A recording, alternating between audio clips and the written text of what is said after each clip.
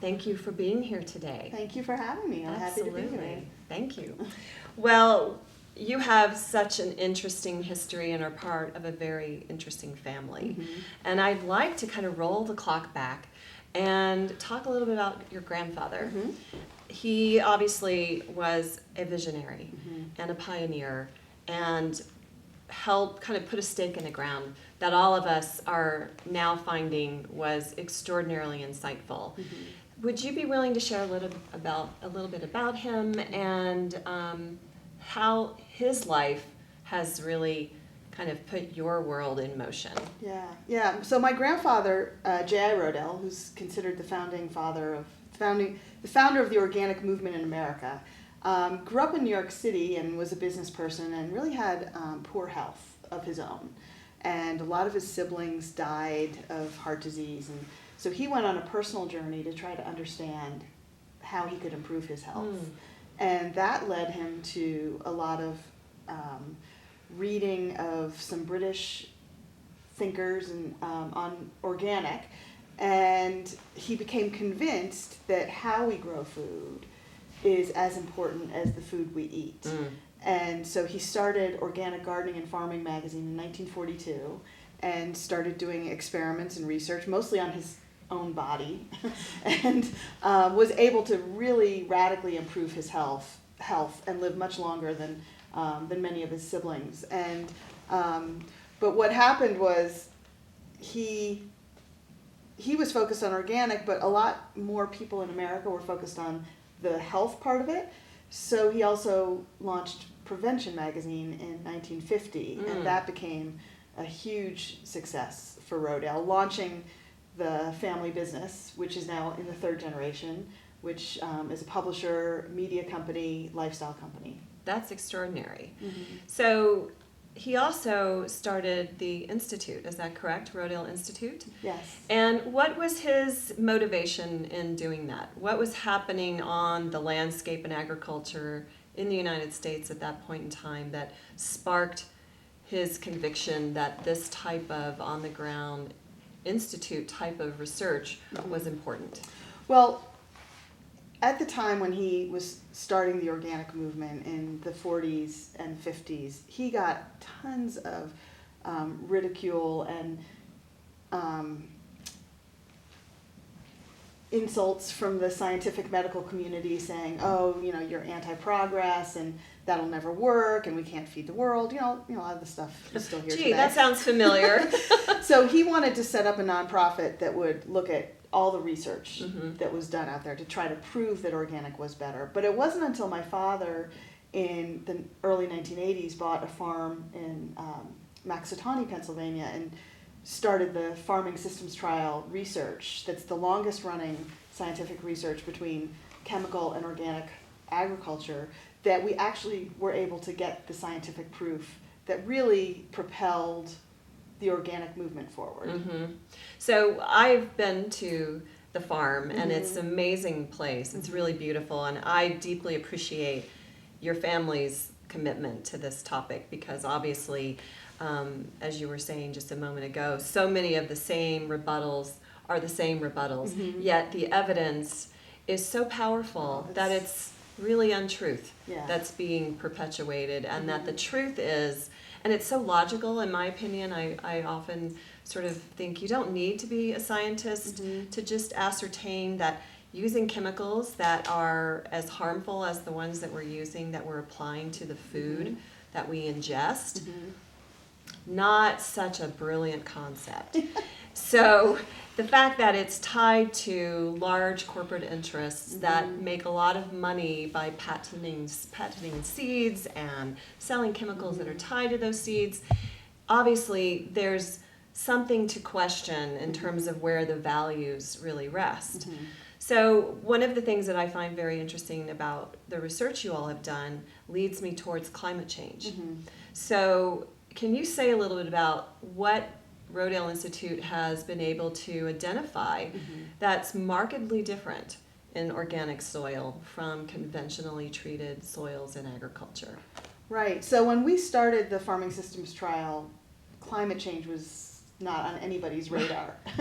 And we were really just looking at is organic more viable from a production, profitability standpoint, which it is, especially in times of drought and flood.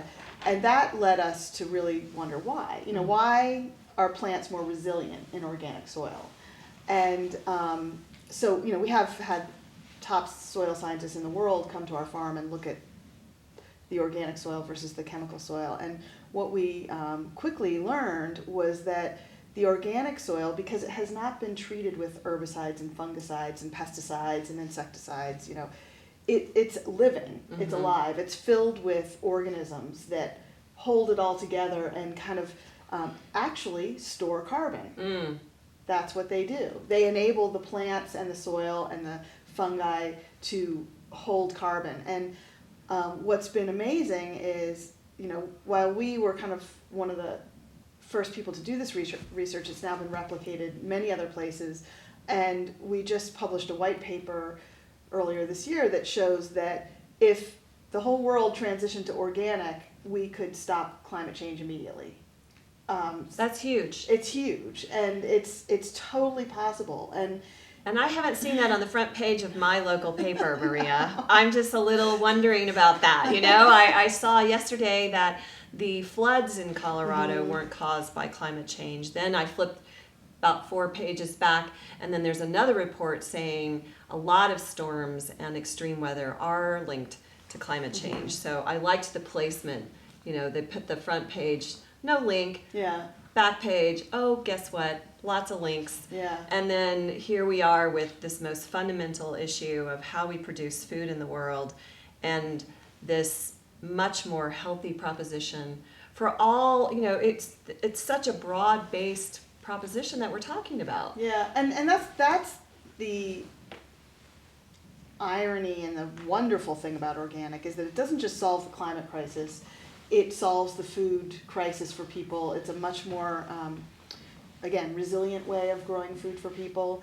And it also solves a lot of health issues, because what we know now is that many of the chemicals that are applied to GMO or just non-organic crops actually cause significant health problems in people, whether it's autism, which we've seen an incredible rise in, allergies, obesity, diabetes. There are direct links. And the issue that I've done a lot of research and thinking about this is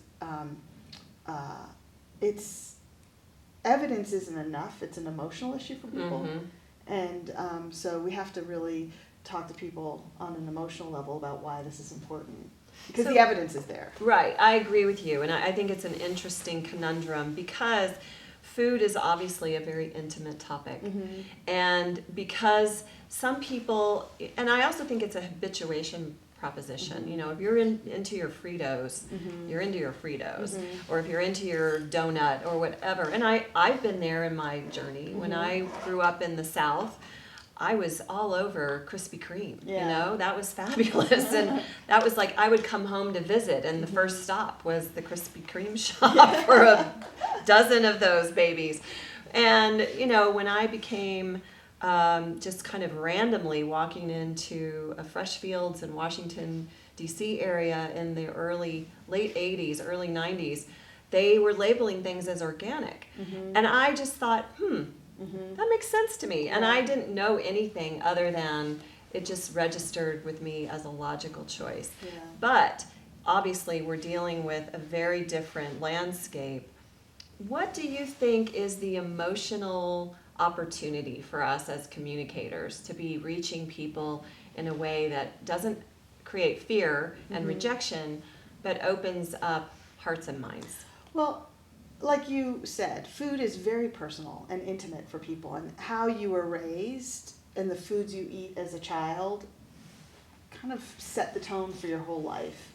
And so my personal belief is that we have to start where people are. And there's no reason why you can't make a Krispy Kreme donut that's organic, for instance. And in fact, just 2 weeks ago at the Rodale Institute Organic Apple Fest, I cooked up, thousands of organic hot dogs for people. Nice. People go, well, what makes an organic, hot dog organic? Mm-hmm. And so, you explain about how it's meat, beef that has been raised without chemicals and antibiotics and all that stuff. And then they taste it and they're like, wow, this is a great tasting hot dog. And it tastes familiar. Right. It's not something, it's not a tofu Not dog. a departure. Although we do sell tofu dogs Sure. also. That's good. I know. We like tofu dogs. So it is really like, helping people get from here to there through things that feel safe and comfortable. And that goes for farmers too, a lot of times they relate more to other farmers than To people like us showing up and Right. going. Yes, exactly. We know this. I like that you brought up farmers because, here in Colorado, we're looking at an initiative on our ballot to label GMOs in food. And this has been an ongoing issue in Boulder County. And it's been this juxtaposition between a lot of folks who are in this natural and organic industry, which is heavily based in our area, and then our local farmers. And our farmers who are doing industrial farming versus our farmers who are more family farm vegetable growers. It's the sugar beets, the corn, these kind of cash crops that have inundated the system and really created this idea that these farmers can't really function successfully as farmers without being able to grow these kinds of crops. And I'm curious if you've thought on this issue and what are some ideas to take to those communities that create a bridge? Well, here is the absolute perfect moment that's happening in that conventional chemical farmers, their margins are shrinking, the market is shrinking, it's getting harder and harder for them to make a living as conventional farmers, whereas in the organic industry, there's not enough demand. I mean, there's not enough supply. There's tons of demand. There's more demand than there is supply. Right. And for many farmers, for most farmers, if they find the courage to switch, they'll actually have a much more stable, reliable, significant source of income for the future. So it's now becoming a business reason for them to switch as well as just a philosophical reason. And that's great for the whole world because what that means is that consumers are saying, we want organic. We want it, at Whole Foods. We want it at Chipotle. We want it at our local supermarket. We want it to take home and cook in our kitchens. We want it for yogurt. And the companies that are providing that are saying, we can't get enough. They're actually having to go overseas to buy organic meats and vegetables and dairy, which, that's ridiculous. Right. We've got the capacity here to do it. Talk about a carbon footprint. Right. That's not a sustainable proposition either. Yeah. We have a case study at the Rodale Institute where one of our neighbors is a Mennonite family, literally horse and buggy Mennonites, were chemical dairy farmers and about to go out bankrupt. Wow. And Organic Valley helped us help them to transition them to organic dairy and, are buying all their dairy and their whole lives have been transformed and now they're loaning money to their community. And, wow. The neighbors on the other side are saying, hey, I think we might switch to organic now. That's great. Is really great. Well, for the folks that are doing like the sugar beet production, which is sugar, right? So it's this commodity crop. What is the offer that we can take to that part of the equation? Well, I'm not an expert on sugar beets, except to say that just like there's a demand for organic foods, there's a demand for organic sugar. I think sugar beets are used as feed for a lot of animals, I think.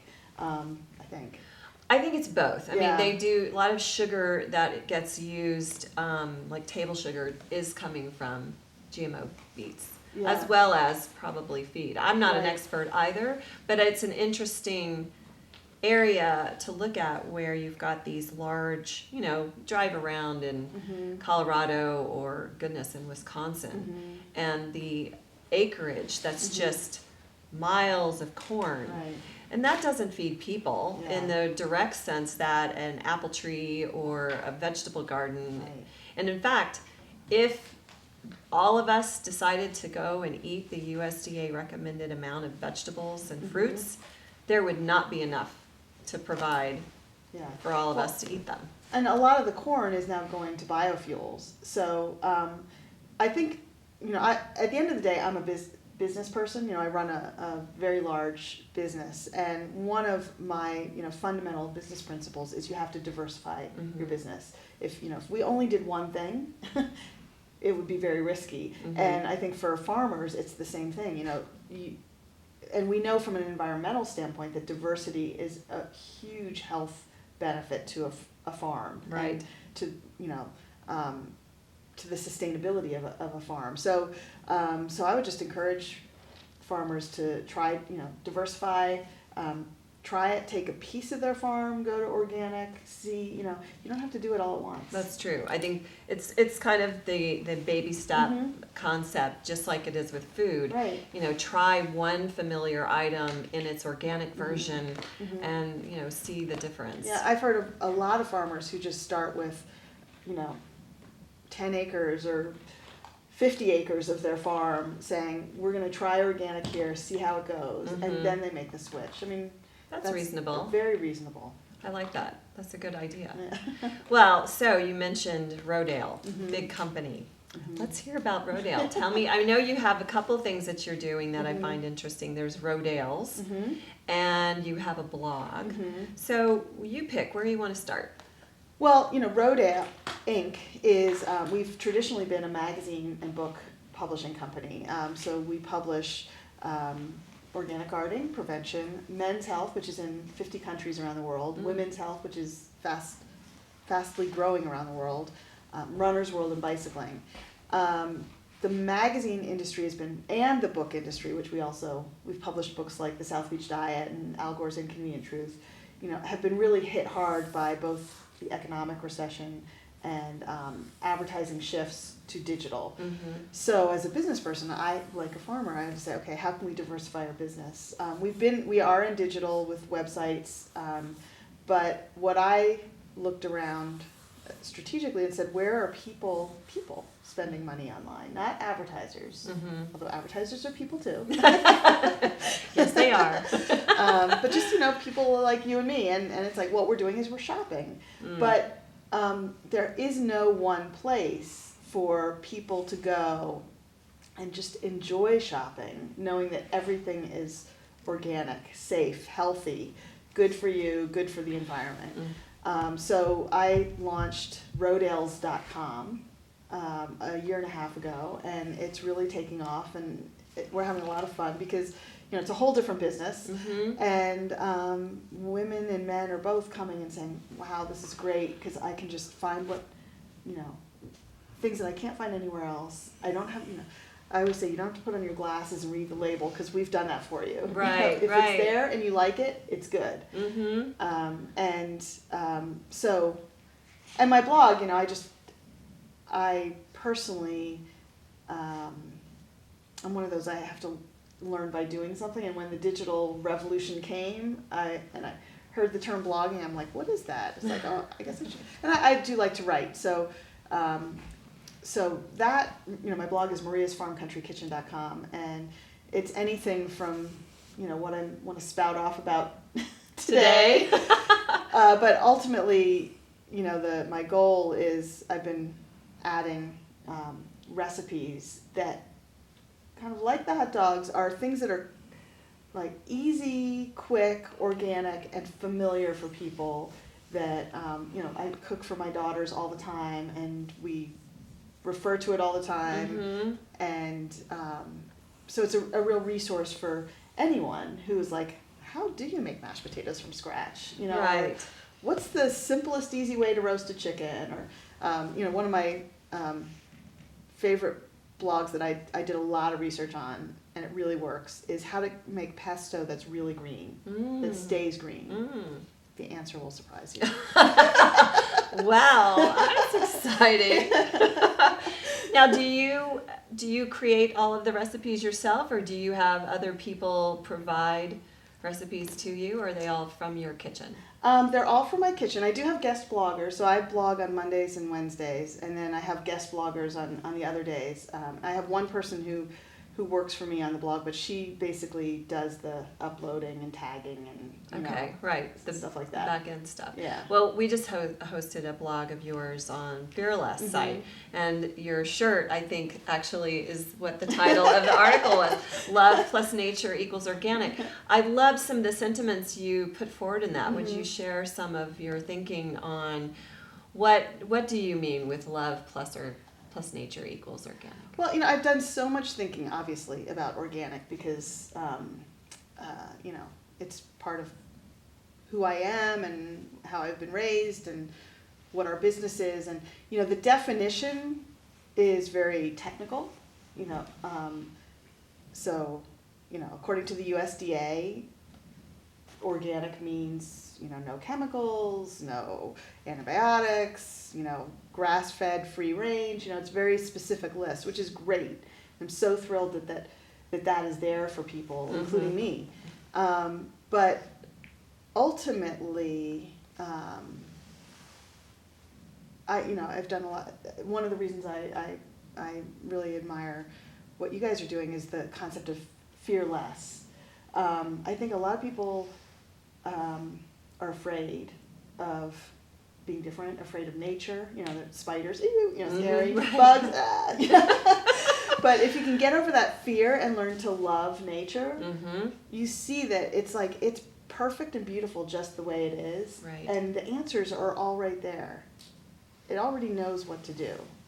So, I think if we can cultivate that love for nature, organic is just obvious. Right, because it is a natural extension of how, I love what you just said, because I think the power of what is around us to be more observed by us and appreciated by us is a huge opportunity. Yeah. And I agree. I think we're very used to going from our air-conditioned heated homes to our air-conditioned heated cars, going to our air-conditioned heated offices, back into our air-conditioned heated cars, and then back to our homes or into our air-conditioned grocery stores. And obviously, here in Colorado, a lot of people do get out in the great outdoors. We live in a very scenically compelling place, but not everybody can live there. But in my opinion, pretty much anywhere you go, there's nature to be seen. Yeah. Even if it's this mighty little weed growing up in the crack on the sidewalk, it's kind of like, to me, that's a miracle right in front of your nose. Well, we're nature too. Of course. And we should not forget that as humans in our so arrogant even if ways. you live in a city, your nature and loving yourself and loving humanity means you want to protect it and take care of it. And whether it's your children or your friends, a lot of what food is about is nourishment and community and love, and food is nature. And I think when my grandfather launched the organic movement, it was during that time, better living through chemistry, Exactly. One day we're all going to eat a pill, But we've gotten to the point where we're like, who would want to do that? Right. Why? Food is one of life's greatest pleasures. Absolutely. Nature is one of life's greatest pleasures. And, it's there for us to be enjoyed and appreciated. Right. I always think of us as stewards. And we're here for a short while, and it's important to enjoy and partake, and at the same time leave things in a space of wellness and wholeness for the next generation. Yeah. Well, actually, that's interesting because my father, when he started the farming systems trial, the buzzword at the time was sustainable ag, and what I write about that in Organic Manifesto, and that sustainable ag was a compromise word with the chemical industry because they didn't want to use organic because then that meant they couldn't, and so he was opposed to the use of the word sustainable, and came up with the idea of regenerative agriculture, because regenerative means you leave it better. And you can't really leave it better if you apply chemicals. You just can't. No. There's no way. So, so what we're now doing with the Rodale Institute and the Climate Report is calling it regenerative organic agriculture, which really addresses that beyond organic Yes. group. Right. And but you have to start with organic. Well, I like the term regenerative because I agree with you. That does create the understanding that what you're doing is you're going back and you're building and cultivating. It's like Joel Salatin. I love his work and how he calls himself the lunatic farmer, and that he often refers to himself as a soil farmer or a grass farmer. Right. Because he really understands the connection between all those living organisms. There's a video I've seen that the Rodale Institute produced, and the person's holding a little bit of soil in their hands and saying there are 6 billion living entities in a handful of soil. And you know, I've told people that and they are just amazed, because that is not anything you ever hear in school even. I mean, maybe if you go further into a deeper, you know, study of agriculture or some topic where soil becomes part of the focus. But that should be, in my opinion, standard for all children to understand that that stuff under your feet, there's a lot going on there, and it's pretty entertaining. Right, and what's fascinating and wonderful is that the medical community is now recognizing that that same living system is happening inside our own bodies with the bacteria in our gut. The whole concept of a microbiome, you know, is you know, taking off in the medical community, as understanding that everything is living inside of us, and to try to kill, you know, a lot of what chemicals are about is like kill the enemy, kill that, get it, you know, kill. It's true. Get it out of here. Destroy, annihilate. Yeah, and that has never worked. It doesn't work for war. It doesn't work for health. It doesn't work for farming. Well, and I think rolling that into where did these chemicals come from? Back when your grandfather started, and this was right after World War II. And another piece that is missed in our culture of understanding is these chemicals were created for war. Yeah. And the companies after the war was over was like, wow, we have all this stuff. What are we going to do with it? Right. Aha! Let's grow food. Yeah. That's wacko. Yeah. And it actually, one of the worst chemicals that we're still dealing with today is lead arsenate, which was created not for war, but actually for killing bugs. And you know, there's still tons of former orchards land that, and again, I write about this in Organic Manifesto, that are contaminated forever by lead arsenate. So, there is the war chemicals, but there's also other chemicals, but it comes from that same place of let's just get rid of the problem by killing it, and and farmers don't have to think too much. That, I think, is an important issue. And that's something that we heard a lot in these debates about the issue. They're not really what farmers were 50 years ago. Right.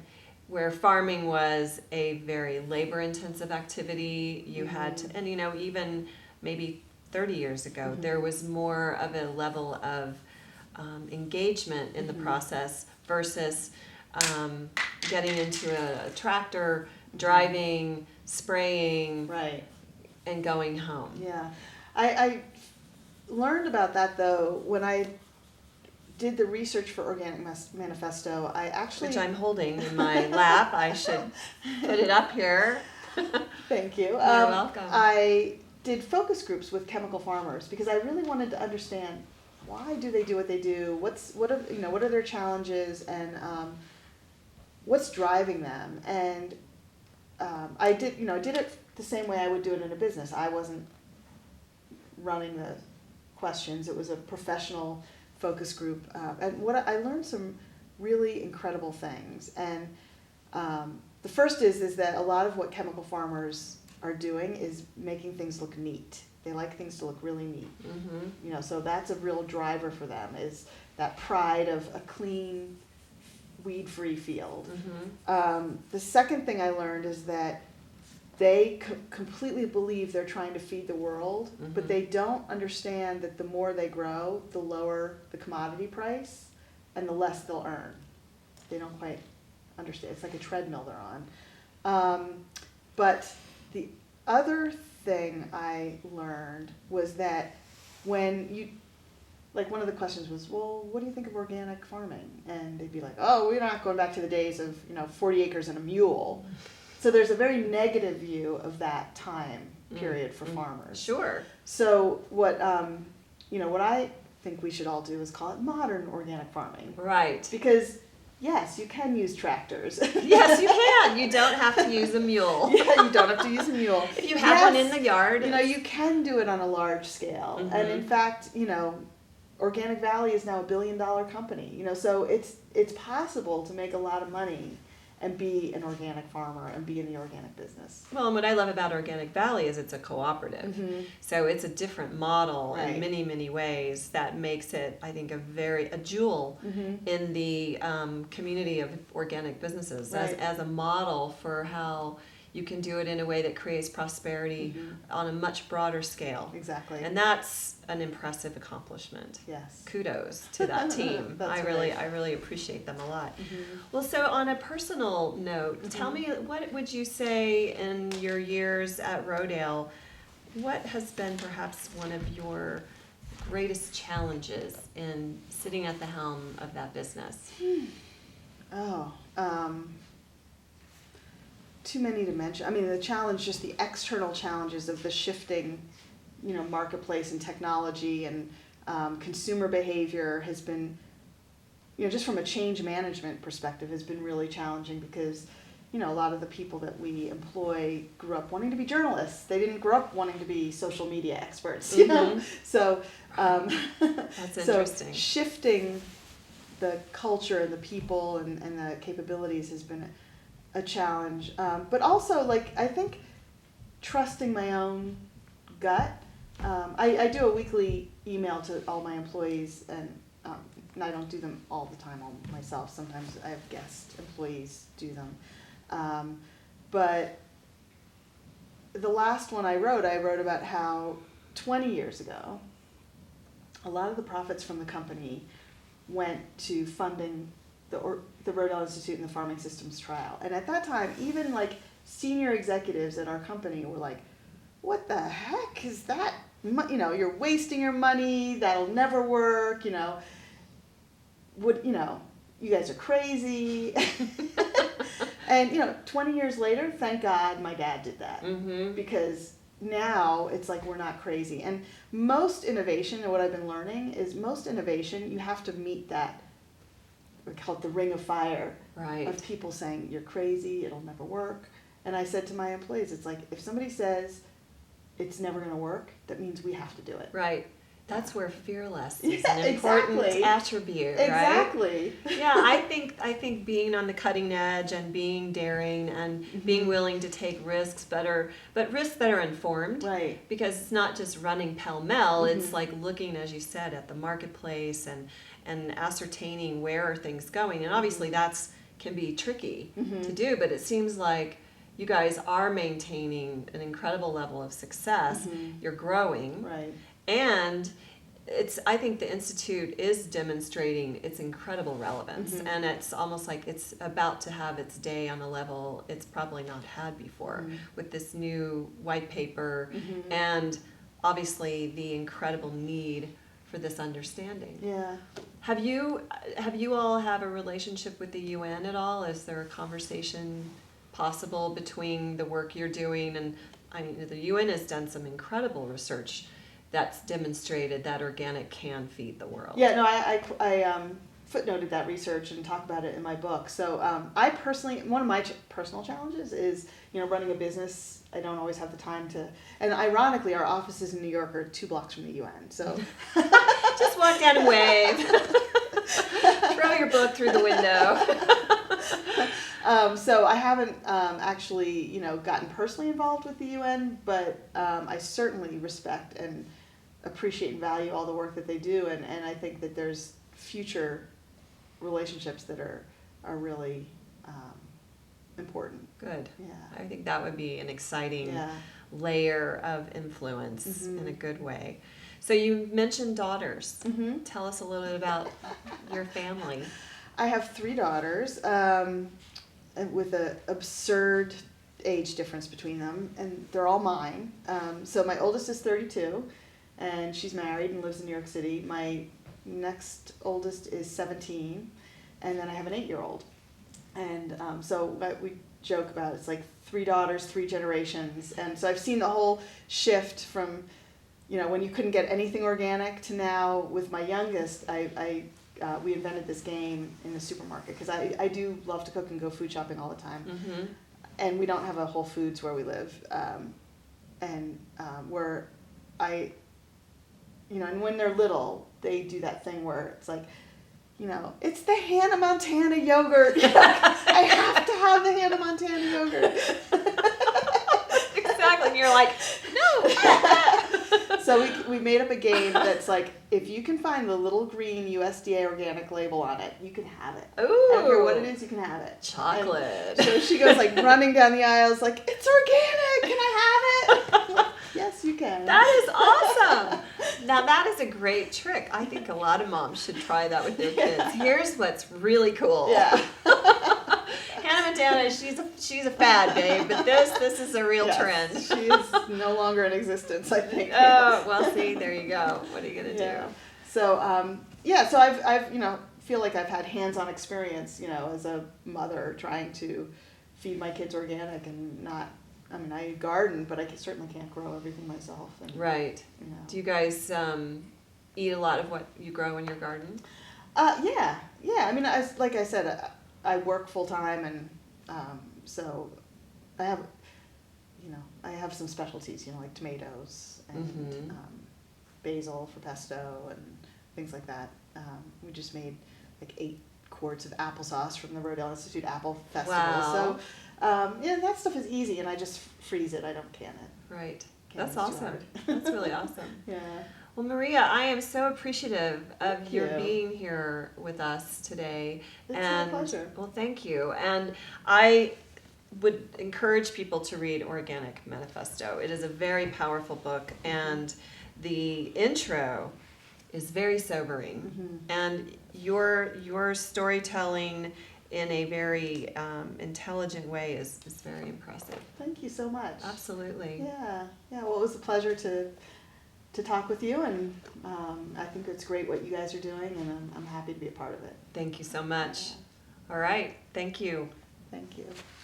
Okay, so before we break, why don't we do an intro again? Introducing the show, the guest, author of, Okay. and then we'll use that somehow. Okay. Okay? So whenever you're ready. Should I look at her, or should I look at the camera? You're basically looking at this camera. Okay. Right. Hi, I'm Selene Diaris. Hold on, let me widen out on that.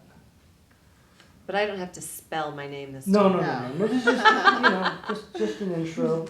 Just an intro. Just give me a second.